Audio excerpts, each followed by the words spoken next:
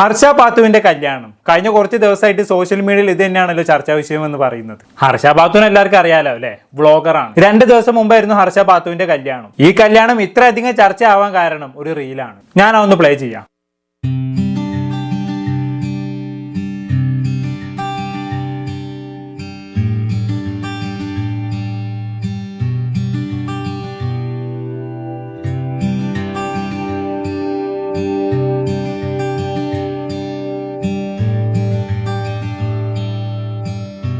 കണ്ടല്ലോ, wedding bride with no ornaments എന്ന പേരിൽ ഇൻസ്റ്റാഗ്രാമിൽ കളിക്കുന്ന ഈ റീൽ ഇതിനോടകം തന്നെ 1.5 കോടിയോളം ആളുകളാണ് കണ്ടത്. ഈ ഒരു ക്യാപ്ഷൻ തന്നെയാണ് ഈ റീൽ വിവാദമാകാനും കാരണം. ഈ ഒരു റീൽ പുറത്തു വന്നതോടെ ഓർണമെന്റ്സ് ഇല്ലാത്ത കല്യാണം കഴിക്കാൻ തയ്യാറായ പെൺകുട്ടി എന്നും പറഞ്ഞുകൊണ്ട് ഹർഷ പാത്തുവിന് നല്ല അപ്രിസിയേഷൻ കിട്ടി. ഇതൊരു മാതൃകാ കല്യാണമാണെന്നൊക്കെ പലരും അഭിപ്രായപ്പെട്ടു. അങ്ങനെയാണ് വിവാദങ്ങൾക്ക് തുടക്കമാകുന്നത്. ഓർണമെന്റ്സ് ഇല്ലെങ്കിൽ എന്താ, കല്യാണം വളരെ ആർഭാടമായിട്ടാണല്ലോ നടത്തിയിരിക്കുന്നത് എന്നുള്ളതാണ് പല ആളുകളുടെയും അഭിപ്രായം. ഓർണമെന്റ്സ് ഇല്ലാത്തതൊന്നും വലിയ സംഭവമാക്കേണ്ട ആവശ്യമൊന്നുമില്ല, നല്ല പൈസ ചെലവാക്കിയിട്ട് തന്നെയാണ് ഇവിടെ കല്യാണം നടത്തിയിരിക്കുന്നത് എന്നും പറഞ്ഞുകൊണ്ട് കുറെ ആളുകൾ ഇപ്പൊ ഹർഷ പാത്തുവിനെ തെറി വിളിച്ചുകൊണ്ടിരിക്കുകയാണ്. ആക്ച്വലി എന്റെ കല്യാണമായിട്ടൊന്നും ഞാൻ ഓർണമെന്റ്സ് ഇട്ടിട്ടില്ല, വലിയ മാതൃകയാണ് ഞാൻ കാണിക്കുന്നത് എന്ന് ഹർഷ പാത്തു എവിടെയെങ്കിലും പറഞ്ഞിട്ടുണ്ടോ? ഇല്ല എന്നതാണ് ഉത്തരം. നമ്മൾ നേരത്തെ കണ്ട റീല് പോലും ഹർഷയുടേതല്ല, ഹർഷ ഷെയർ ചെയ്തതല്ല. കല്യാണത്തിന്റെ ഇവന്റ് മാനേജ്മെന്റ് ടീമും ഫോട്ടോഗ്രാഫറുമാണ് ആ റീൽ ഇട്ടത്. അതായത് ഓർണമെന്റ്സ് ഒന്നും ഇല്ലാത്തൊരു മണവാട്ടിയാണ് ഞാൻ വലിയ സംഭവമാണെന്നൊന്നും ഹർഷ എവിടെയും പറഞ്ഞിട്ടില്ല എന്നർത്ഥം. പക്ഷേ ഈ റീല് കാരണം തെറി കേൾക്കുന്നത് മുഴുവനും ഹർഷക്കാണെന്ന് മാത്രം. ഈ വിഷയത്തിൽ ഹർഷയ്ക്കെതിരെ വന്ന 1-2 വീഡിയോകൾ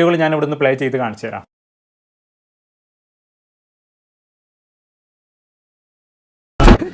ഇതാ നമ്മളെ മറ്റേ ഹോർമോൺസ് ഇല്ലാത്ത കല്യാണം. ഹോർമോൺസ് അല്ല, ഹോർമോൺസ്, ഓർണമെന്റ്സ്, ആഭരണങ്ങൾ. കോമഡി ആയിരിക്കില്ല ഉദ്ദേശിച്ചത്. എന്തായാലും നല്ല ട്രാജഡി ആയിട്ടുണ്ട്. ഓർണമെന്റ്സിന് ഹോർമോൺസ് എന്നൊക്കെ പറയുന്ന ഒരാൾ ഞാൻ ആദ്യമായിട്ടാണ് കാണുന്നത്. ആശാ തമാശ ആക്കാൻ നോക്കിയതാണ്, പക്ഷെ നല്ല ബോറായിട്ടുണ്ട്. ബാക്കി പറഞ്ഞാലും അതില്ലാത്ത കല്യാണം ഇത്. എല്ലാവരും പറയുന്നത് മാതൃകയാണ്, ഇതേപോലെ ആയിരിക്കണം പെൺകുട്ടികൾ. അനക്കില്ലൊരു മാതൃകയായിട്ട് തോന്നിയിട്ടില്ല.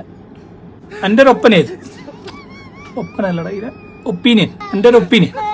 ഓക്കെ, ആഭരണങ്ങളെ ഇല്ലാണ്ടുള്ളൂ, ആഘോഷങ്ങൾക്കും ആർഭാടങ്ങൾക്കൊന്നും ഒരു കുറവും വരുത്തിക്കില്ല. മാഷാ അല്ലാ, അത് പൊക്കി പിടിക്കൊരു മാഷാ അല്ലാ എന്നുള്ള കമന്റെല്ലാം ഇട്ടിട്ട് ഓരോരുത്തർ നിങ്ങൾക്കല്ല ഇപ്പൊ തലച്ചോറ്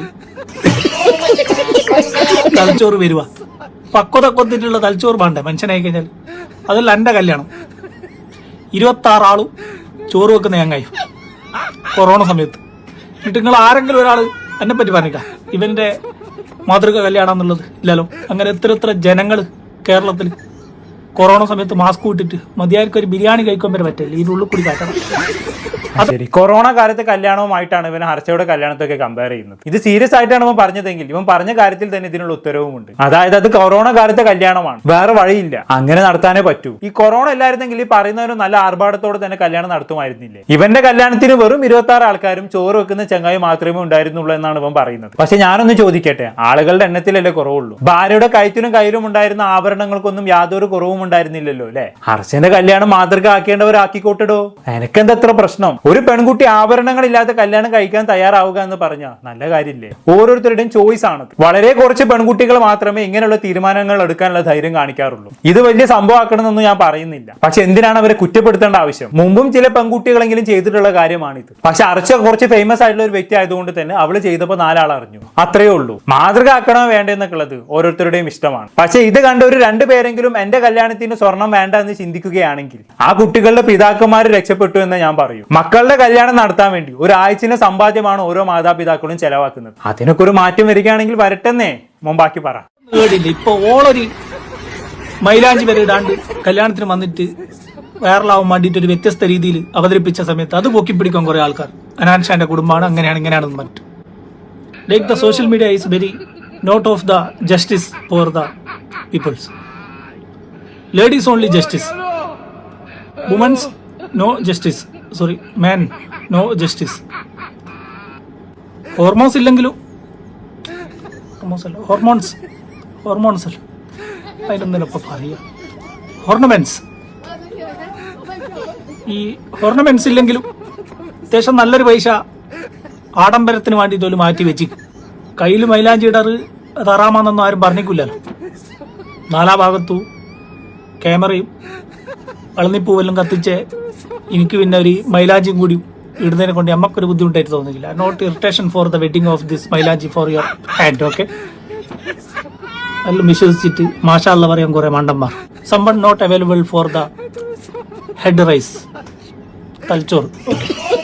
ഓർണമെന്റ്സ് ഇല്ലെങ്കിലും ആർഭാടത്തിന് ഒരു കുറവില്ല. ഹർഷക്കെതിരെ എല്ലാവരും പൊക്കി പിടിക്കുന്ന ഒരു വിമർശനം ഇതാണ്. ഒന്നാമത്, ഞാൻ എന്റെ കല്യാണം സിമ്പിൾ ആയി നടത്തുമെന്ന് ഹർഷ എവിടെയും പറഞ്ഞിട്ടില്ല. പിന്നെ കല്യാണം എങ്ങനെ നടത്തണം എന്നുള്ളത് ഓരോരുത്തരുടെയും ഇഷ്ടമാണ്. ചിലർക്ക് ആർഭാടമായി നടത്താനായിരിക്കും ഇഷ്ടം, ചിലർക്ക് സിമ്പിൾ ആയി നടത്താനായിരിക്കും താല്പര്യം. ഹർഷ ഓർണമെന്റ്സ് ഒന്നും ഉപയോഗിച്ചില്ല എന്ന് വെച്ച് കല്യാണം അടിപൊളിയായി നടത്താൻ പാടില്ല എന്നുണ്ടോ? പിന്നെ ഞാൻ ഹർഷയുടെ കല്യാണത്തിന്റെ ചില വീഡിയോകളെല്ലാം കണ്ടിരുന്നു. ഇവിടെ മലബാർ ഏരിയയിലെ ഒരു മിഡിൽ ക്ലാസ് ഫാമിലിയിൽ നടക്കുന്ന കല്യാണത്തിന്റെ ആർഭാടവും ആകാശവും ഒക്കെ തന്നെ ഞാൻ ഈ കല്യാണത്തിൽ കണ്ടിട്ടുള്ളൂ. ഇതൊക്കെ ഇവിടെ സാധാരണമാണ്. ഫോട്ടോയും വീഡിയോയും ഒക്കെ കണ്ട് എന്തോ വലിയ സംഭവമാണെന്നൊന്നും ആരും കരുതണ്ട. ഫോട്ടോസിനും വീഡിയോസിനും വേണ്ടി എല്ലാ കല്യാണത്തിനും ഇങ്ങനെയുള്ള പരിപാടികൾ ഒരുവിധ ആൾക്കാരൊക്കെ ചെയ്യാറുണ്ട്. ഹർഷന്റെ കയ്യിൽ പൈസ ഉണ്ടെങ്കിൽ അവളുടെ കല്യാണം അവൾ ആർഭാടായിട്ട് നടത്തിക്കോട്ടെ. നിങ്ങൾ നിങ്ങളുടെ കയ്യിലുള്ള പൈസക്ക് അനുസരിച്ച് നടത്തിക്കോ. എന്റെ അഭിപ്രായത്തിൽ രണ്ടും ഓക്കെയാണ്. കല്യാണത്തിനൊക്കെ ഇത്ര പൈസ ചെലവാക്കണോ എന്ന് ചിന്തിക്കുന്നവരെ ഞാൻ ഒരിക്കലും കുറ്റം പറയില്ല. അവർ പറയുന്നതിലും കാര്യമുണ്ട്. എന്നാലും ജീവിതത്തിൽ ഏറ്റവും വലിയ മൊമെന്റ് ആണിത്. അത് ഏറ്റവും അടിപൊളിയാക്കണമെന്ന് ചിന്തിക്കുന്നവരും ഉണ്ട്. അവരെയും കുറ്റം പറയാൻ പറ്റൂല. പേഴ്സണലി പറയുമ്പോൾ എന്റെ കല്യാണം ഞാൻ അത്യാവശ്യം അടിപൊളിയാക്കി തന്നെയാണ് നടത്തിയത്. അതെന്റെ ഏറ്റവും വലിയ ആഗ്രഹവുമായിരുന്നു. അതിൽ എനിക്ക് ഒരിക്കലും ഇന്നേ വരെ ഒരു റിഗ്രറ്റും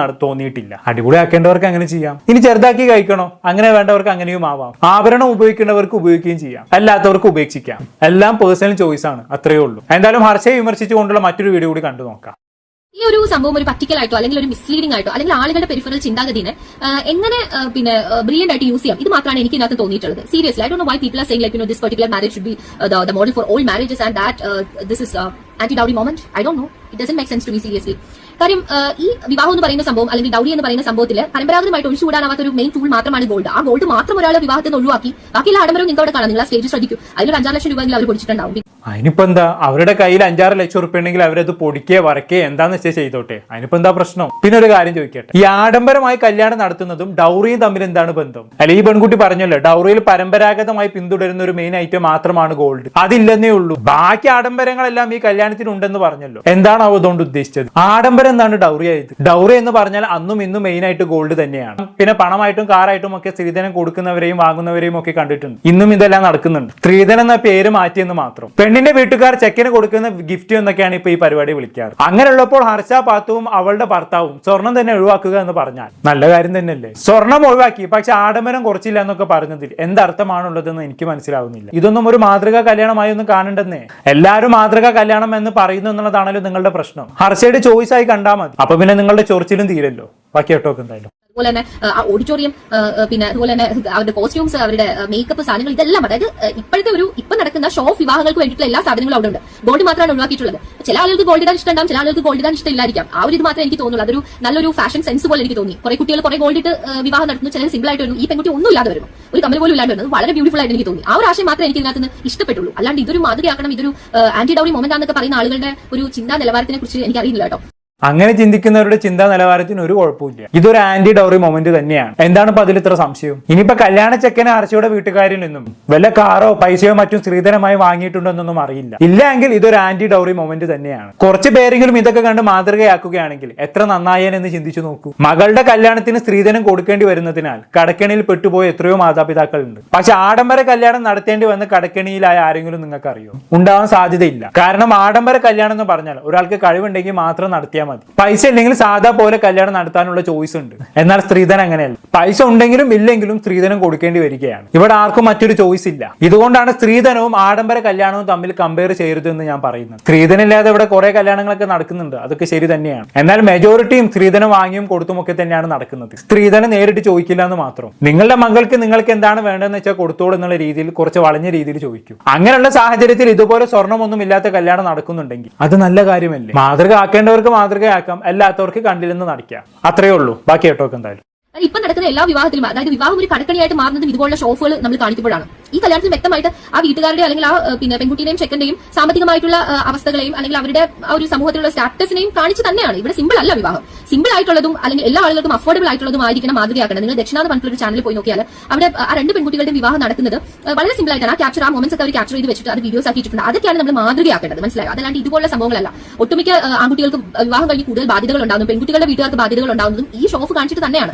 പൊന്നു സഹോദരി, ഇവിടെ ഷോ ഓഫ് കാണിച്ചുകൊണ്ടൊന്നും ആരും ഇവിടെ ബാധ്യത ഉണ്ടാക്കി വെക്കാറില്ല. അങ്ങനെ ബാധ്യത ഉണ്ടാക്കി വെക്കുന്നുണ്ടെങ്കിൽ അത് മണ്ടത്തരമാണ്. അതിന് മറ്റാരും കുറ്റം പറഞ്ഞിട്ട് കാര്യമില്ല. പക്ഷെ സ്ത്രീധനത്തിന്റെ കാര്യം അങ്ങനെയല്ല. ഇവിടെ മെജോറിറ്റി ഓഫ് ആളുകളും കടക്കെണിയിലാകുന്നത് സ്ത്രീധനം കാരണമാണ്. സ്ത്രീധനം കുറഞ്ഞു പോയതിന്റെ പേരിൽ ഇവിടെ പീഡനങ്ങൾ നടക്കുന്നു, ആത്മഹത്യകൾ നടക്കുന്നു. സ്ത്രീധനമാണ് വില്ലൻ, അല്ലാതെ ആഡംബര കല്യാണമല്ല. പൈസ ഉള്ളവർ ആഡംബരമായിട്ട് നടത്തിക്കോട്ടെ, ഇല്ലാത്തവർ അത് അനുകരിക്കാൻ നിൽക്കുന്നത് എന്തിനാണ്? അവനവന്റെ കഴിവിനനുസരിച്ച് കല്യാണം കഴിക്കാനുള്ള വിവേകവും ബുദ്ധിയും ഇല്ലാത്തവർ കല്യാണം കഴിക്കേണ്ടെന്നേ, അല്ലാതെ ഇപ്പൊ എന്തതിനൊക്കെ പറയാം. ഇല്ലാത്ത പൈസ ചെലവാക്കി ആഡംബര കല്യാണം നടത്തണമെന്ന് ഇവിടെ ആരും ആരെയും നിർബന്ധിക്കുന്നില്ല. കല്യാണം ആർഭാടമാക്കി കടം വരുത്തി വെക്കുന്നുണ്ടെങ്കിൽ അതിന് മറ്റാരും കുറ്റം പറഞ്ഞിട്ട് കാര്യമില്ല. ബാക്കി കേട്ടോക്കെ എന്തായാലും.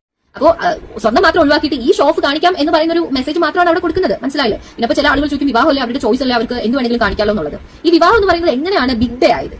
എങ്ങനെയാണ് ബിഗ് ഡേ? ഈ ബിഗ് ഡേ ആണെന്നുള്ളൊരു തോന്നൽ കൊണ്ടാണല്ലോ അതൊരു എന്ത് വേണമെങ്കിലും കാണിച്ചു കൂട്ടാമെന്ന് ആളുകൾ വിചാരിക്കുന്നത്.